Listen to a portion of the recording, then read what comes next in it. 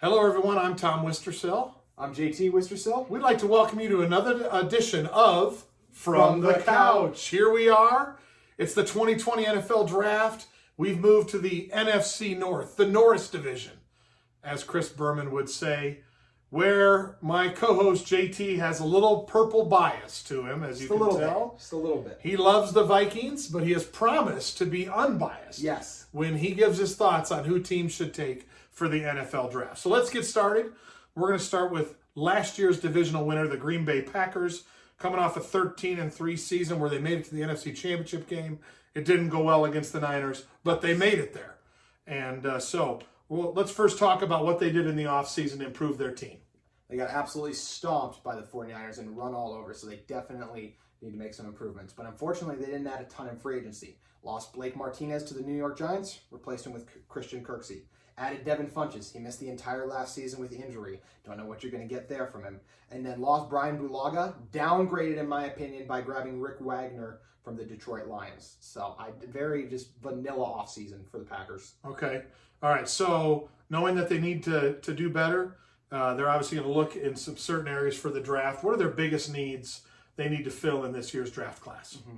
Yeah, this is a team that needs a lot of different things. Did they make it to the NFC Championship game? Yes, but like we said, they got stomped, and there were a lot of times this season where we didn't know if they were a contender or pretender. So things they need. Another wide receiver. Feels like Davante Adams has been their only guy for a long time now. So you got to get a number 2 guy in there. Another linebacker, and someone next to Christian Kirksey, I think, would be big for this defense, especially because they struggle to stop the run. Speaking of stopping the run, they need more defensive tackles on the inside. Kenny Clark is great, but they need some more guys next to him who can really stop the run. And I think they could also really use some more tight ends as well. Okay. Cut Jimmy Graham, not productive for them. I think that should be they drafted a tight end in the later rounds this year. I think that's something they should attack a little earlier in the draft and really get an impact guy. Okay. All right. So they draft 30th. I see on my chart here. Who do they grab in the 30th spot? Couple different places they could go here. Maybe a Patrick Queen from LSU falls, really good inside linebacker, championship pedigree. Maybe they decide to take him. Also, Jalen Reagor from TCU, really like his ability as a deep threat, and I think he could help take the top off and really give something. Aaron Rodgers throws an amazing deep ball. And Davante Adams is a good route runner, but he's not the greatest deep threat. I think that's what Reagor would add. Or maybe they just take a Denzel Mims, who in my opinion would be the best wide receiver on the board here. And either way, you got to get more help on those offense, I think. Okay, so you think they go wide receiver. You're thinking guess. Slim chance at linebacker, but wide receiver. You're thinking wide receiver there. Okay, good. How about later in the draft? Where do they go after that? If they take that wide receiver, then do they focus on defense after that? Yeah, I would imagine they would focus on defense later. A target I really like for them would be a Raekwon Davis out of Alabama. I think he would really fit well in their 3-4 scheme, being one of their defensive tackles, defensive ends in that kind of system. I think he could slide in at either of those spots and help stifle the run. He's a guy who almost seemed to get worse every year at college at Alabama. First year, really good. Second year, okay. And third year was like, is this guy second or third rounder? But I think he's got second round potential. And maybe they want to add more weapons for Aaron Rodgers. Maybe they grab a tight end. Cole Kmet from Notre Dame could still be on the board, as well as Adam Trautman from Dayton. One thing I also wouldn't rule out for the Packers is moving up. They have 5 picks in the 6 and 7 rounds. It's a lot of meaningless stuff, so maybe package some of that stuff up and try to move up a little bit later in the draft. Okay. All right. I mean, obviously they have Aaron Rodgers. He's near the tail end of his career, but still one of the best quarterbacks out there. So if you put a couple weapons with him, the sky's the limit. Absolutely. Still one of the best quarterbacks, like you said. They do one of the most important things. They protect him really well still. Still got David Bakhtiari on the left tackle side. Interior offensive line is still pretty good. And you still have Davante Adams, even if they don't add other guys. And they rush the passer well. So there's a lot of things this team does well. But they need a couple more moves if their goal, as it should be, to win a Super Bowl is going to happen. Okay. Let's move west from Green Bay to the Twin Cities, where the Vikings reside. And obviously our resident Vikings expert here is ready to talk about them. So tell us what they did in the offseason to improve, to try to catch the Packers in the division. Improve, brought back Anthony Harris, really good safety, and brought back their fullback as well, which isn't always an exciting move, but he was a Pro Bowler as well. Michael Pierce added a defensive tackle who can stop the run, and honestly, that's where the big name free agent signings really end, and even though some of those guys are obviously very reaches. They lost all 3 of their starting corners, some of whom were not productive or good. They lost Everson Griffin, who's a slim chance could still come back, but not looking likely. Linval Joseph. They ended up cutting. They lost Stephon Diggs, of course, so a lot of losses. But they have some draft capital. They got some things, so they're going to have a chance to add to it, and they're going to need to after not much happened in free agency for them. Okay, so draft needs for them. They obviously have 2 first-round picks, but where do you think they'll focus in on the draft? Where are their biggest needs? I think the first thing they should look for is a corner. Like I said, Mike Hughes is coming back for them. Their first rounder from a couple of years ago, but he's still 2 seasons removed from a season-ending injury. So I think adding another corner there would be important. A defensive end opposite Danielle Hunter is ideal as well. Losing Everson Griffin, I think they need another guy to step up in there. The number 2 wide receiver. This offense was awesome because teams would pack the box to try to stop Dalvin Cook, and you had Diggs and Thielen on the outside. Right now, it's just Thielen. They need another guy there as well, and they could continue to upgrade the offensive line, who got obliterated by the San Francisco 49ers in the playoffs. Their backups were beating some of our offensive linemen. Okay, so 2 first-round picks, 22 and 25 for the Vikings. Who do they draft in those 2 draft spots? 22, A.J. Terrell coming out of Clemson. Really love his physicality, and I think he's a really good athlete at the corner position. I know everyone says, oh, he got burned by Jamar Chase. Jamar Chase was the best receiver in next year's draft and might even be in this year's draft, so I'm not going to hold him against him that much. And it was also just great throws by Joe Burrow that they just made plays on together. So I really like A.J. Terrell, and I think he'd be a steal here for them in a franchise cornerback. At that second first-round pick, 25, I like a Yetur Gross-Matos out of Penn State, really getting that ideal edge rusher opposite. Guy who's really athletic and could use a little bit of development. The Vikings have a really good defensive line coach, and I think he could help accelerate that development, move him along kind of like they did with Danielle Hunter, and I think this would be 2 ideal moves that solve 2 of their biggest needs with those 2 first-round picks. So why do they, you talked about needing that second receiver. Why don't you think they'd go receiver in the first round? Because this class's depth is awesome, just to put it plainly. The depth is great, and I think you can still get a guy. Is he going to be Stephon Diggs in the second round? No. Could he be a really good number 2 receiver in the second round? I really think so. I think there's guys who would be top of the second round kind of players. They're going to fall to the back of the second round or the top of the third round even. That's how good this receiver class is. And it's not as big a needs as some of their other positions, like I said, cornerback and defensive end. So I think I like the depth of the receiver class as a reason to sit back and wait. So you're focused on the defensive side of the ball for the first round.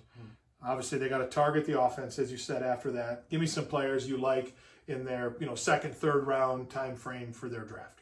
One thing the Vikings don't really have right now is a deep threat. That's one thing Stephon Diggs did really well on top of being an exceptional route runner.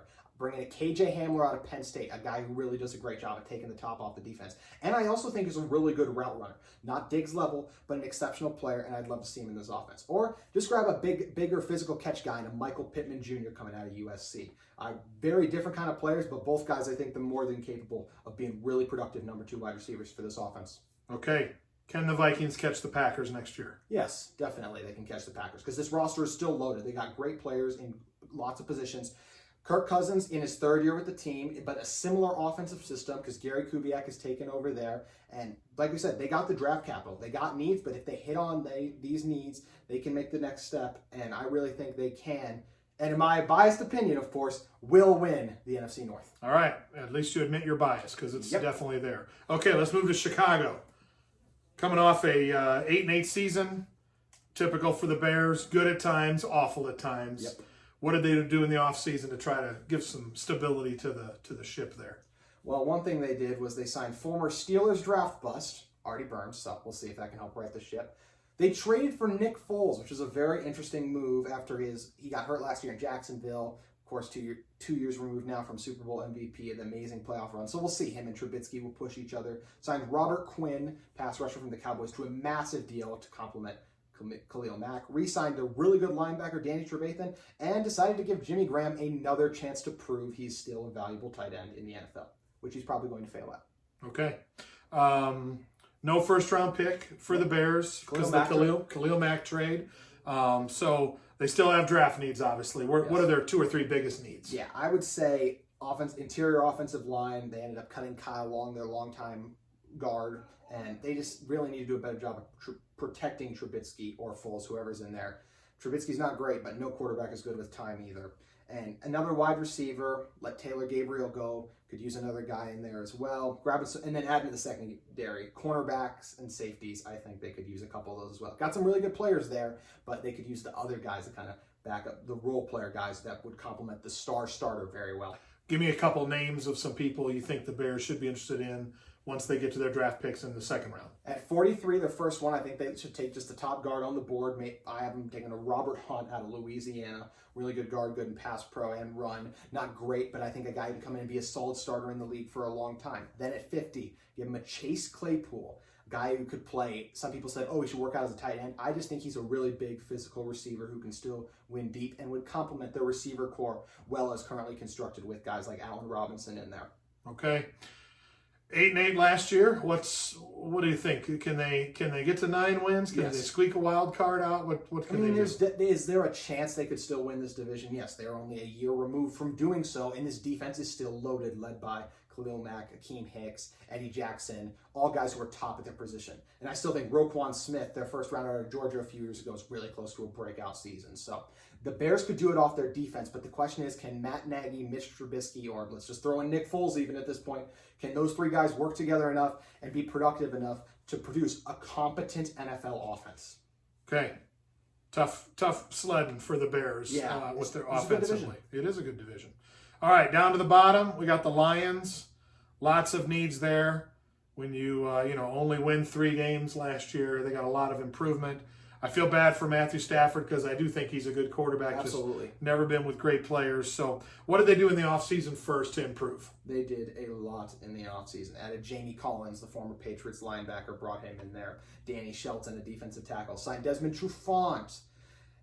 Replaced their right tackle with the guy who ended up starting. His name is very complicated. If I pronounce it, I'm going to mess it up. But he started at left tackle for the Philadelphia Eagles when they won their Super Bowl. So play him on the right side. He's been a career backup, but we'll see if they can get at him. But a lot of moves, a lot of backup guys, and it's just this team reeks of desperation right now because if they don't have a good season, I think Matthew Stafford could possibly be out the door. And I think their head coach, Matt Patricia, will definitely be out the door if they do not sniff 500. Okay. All right. So looking at the draft, obviously they have the number 3 pick overall. We'll get to that in a second. But, what are their biggest needs on a team with lots of them?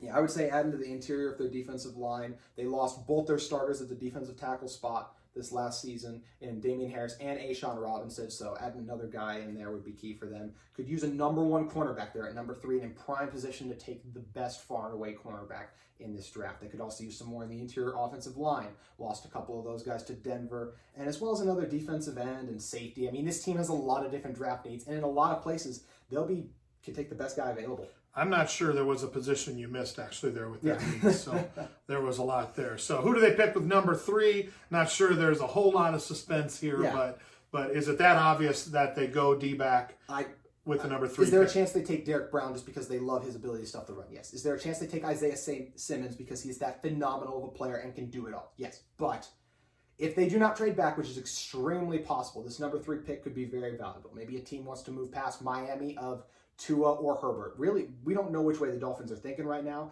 but so the most way to be sure is to move up to number 3. And they've been willing to listen to calls, and there's potential about moving back. But if they stay, I think it's Jeff Okudah. Adding that number 1 cornerback in a division with good receivers, I think would be key for them. And give them a really nice cornerback trio. Bring in Trufant, who's no longer number 1, but a good number 2.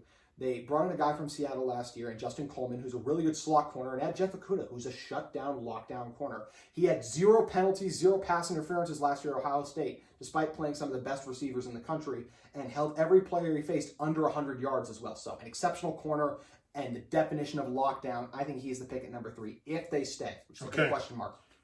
After that, where do they look? What's their next couple of draft choices? One thing that is key for them in the middle rounds of this draft is they coached at the Senior Bowl this year. So they coached one of the Senior Bowl rosters, and they got to bring in and watch a bunch of those guys. So I think that really pays off. A team like the 49ers was able to do that, and they were able to add impact players throughout the draft. So I think that's something to watch for the Lions here. And I think they could go for a guy like Neville Gallimore, a really athletic defensive tackle who's got a little bit of development to do, but I really like Matt Patricia. And I think he had some good games coming out of Oklahoma, but I think he could add a little bit more. And I think that's something Patricia's capable of doing. His highs are as high as some of the best D tackles in this draft, but his lows are, gosh, you let that little offensive lineman blow you off the ball. So just thinks he's going to have to add to his game. So that's where they go there. Or maybe AJ Epinesa has a crazy fall after a bad combine. I absolutely see him not slipping past Patricia at 35. Epinesa coming out of Iowa. Okay. All right, what's the Lions' ceiling here? 3 wins last year. Can they get to 5? 500 is too much to ask for them in this division. No. What do you think? I will not say 500 is too much to ask, because before Matthew Stafford and their roster was ravaged by injuries, they beat the Chargers, they beat the Eagles, they gave the Vikings a really good game, they almost beat the Chiefs. So this roster, if they stay healthy, and quarterback's just such an important position. When you don't have a competent quarterback, they were relying on David Blau out of Purdue last year. There's a chance this team could win the division. There really is. That's how good. I don't know about the coaching, but Matthew Stafford, there's still some guys on defense. If they have a good draft, there's a way they could win this division. I really believe that. Okay. Is it easy? No. Could it happen? Yes. That's the most ridiculous prediction you've made this entire series, but we'll see where that leads. So there you have it, the NFC North, the North Division. JT's Vikings and the Packers look like they'll be battling out again. Thanks for joining us, and have a great day.